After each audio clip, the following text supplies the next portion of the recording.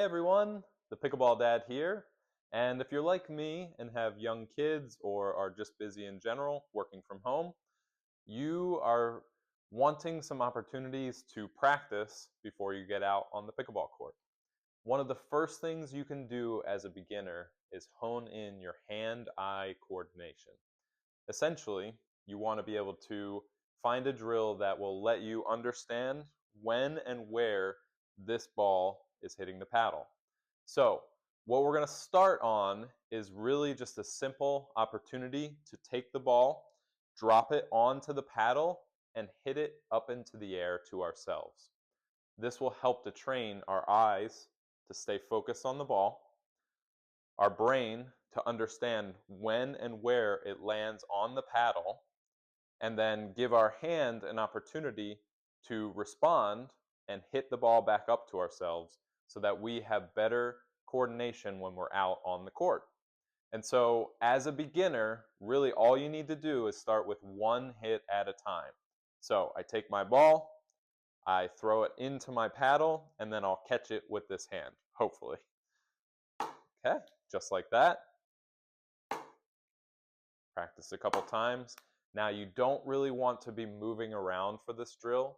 Try to keep it very controlled when you're hitting it up to yourself, because once you start flailing it way up into the air and trying to figure out how to hit it, that is where a lot of new players go wrong. So just a little tap, especially for the new paddle technology, you just need a little hit and it'll go right up in the air, and you just want it really, 6 to 10 inches into the air, and that'll help bring some of that consistency. So we're trying it first with our forehand. You can try the same thing with your backhand, which a lot of new players struggle with. So give it a go on my backhand. One, grab it, perfect. And so as you get better with just that one hit and you're feeling a little bit more confident, you can try to go for 2, maybe 3 at a time, and just keep it nice and steady, keep it as controlled as can be.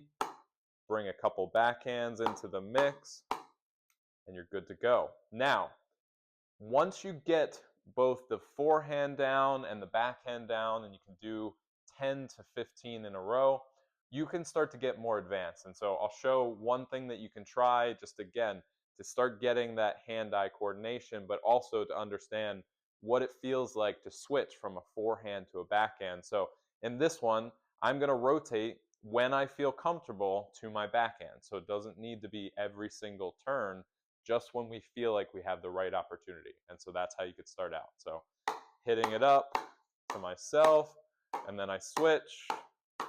Okay, and there you go.